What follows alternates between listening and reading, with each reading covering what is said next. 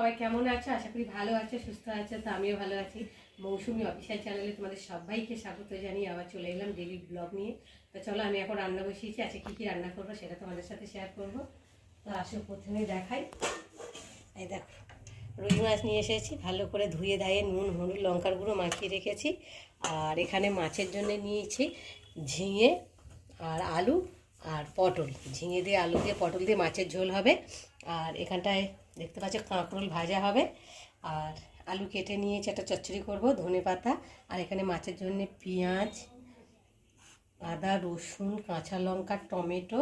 আর এই দেখো শসা কেটে নিয়েছি কুচি কুচি করে। আর এই যে টক দই আছে, এখন টিফিন করব শসা দিয়ে আর টক দই দিয়ে।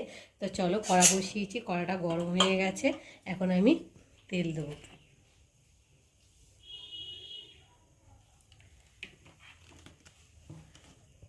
কড়াটা বসিয়েছি অনেকক্ষণ, তো দেখতে পাচ্ছ কড়াটা গরম হয়ে গেছে। আর এখন আমি খুন্তি দিয়ে তেলটা ভালো করে কড়ার চারিগালায় লাগিয়ে দেবো। তেল থেকে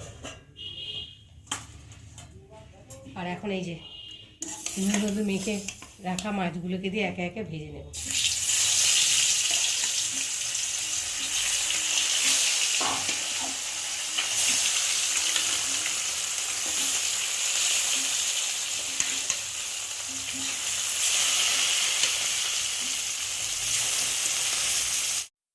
তো দেখো বন্ধুরা, মাছটা এপিট ওপিট দুপিট ভালো করে ভেজে নিয়েছি, দেখতে পাচ্ছ। আর এখন আমি একে একে মাছগুলোকে তুলে নেব। এখন সুন্দর লাল লাল করে ভেজে নিয়েছি।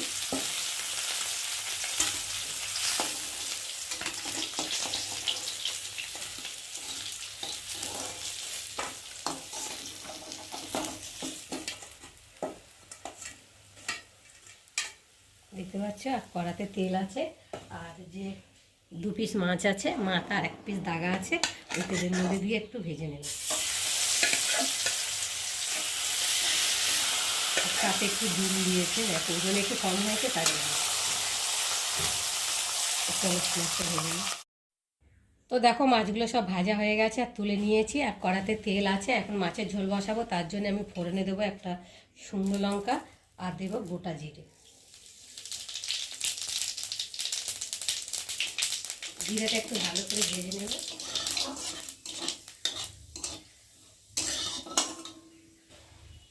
আর এখন আমি সবজিগুলো তেলের মধ্যে দিয়ে একটু ভালো করে ভেজে নেব।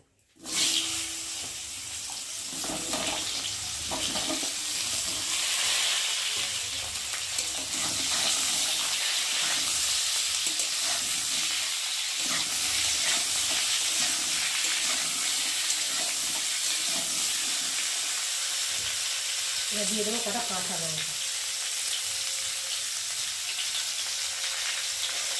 দিয়ে একটু। তো দেখো বন্ধুরা, আলুটা আর সবজিটা বেশ লাল লাল করে ভেজে নিয়েছি। আর এখন মশলা দিয়ে দেবো। এখন দেবো হলুদ গুঁড়ো আর লঙ্কার গুঁড়ো, তার মতো নুন,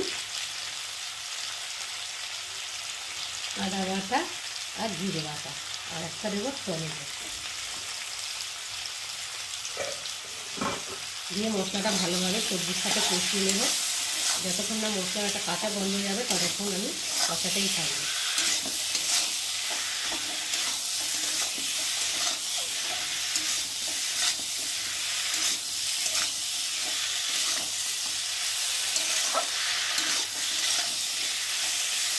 তো দেখো বন্ধুরা, মশলা দিয়ে ভালোভাবে কষিয়ে নিয়েছি আর মশলা থেকে তেলও ছেড়ে দিয়েছি। আর মশলা দিয়ে সবজিটা দেখো ভালোভাবে ভাজা হয়ে গেছে, মানে কষানো হয়ে গেছে, দেখতেই পাচ্ছ। আর এখন আমি পরিমাণ মতো জল দিয়ে দেবো।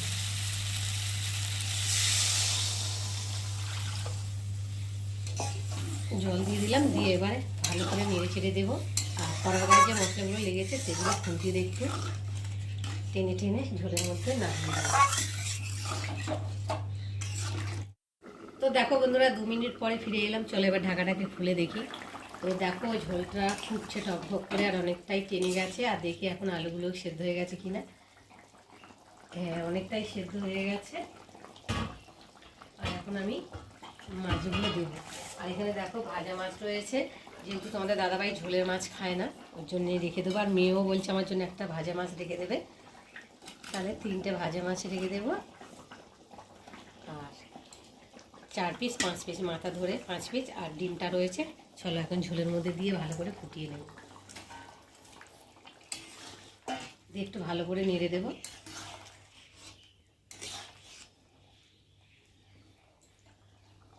দিয়ে আবার একটু ঢাকা দেবো যাতে মাছটা একটু ভালো করে ঝোলের মধ্যে। তো দেখো বন্ধুরা, মাছটা দিয়ে ঝোলটা ভালোভাবে ফুটিয়ে নিয়েছি, আর দেখো ঝোলটা অনেকটাই শুকিয়ে গেছে।